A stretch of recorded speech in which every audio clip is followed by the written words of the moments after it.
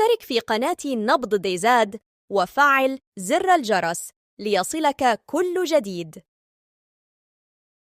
السلام عليكم وأسعد الله مساءكم.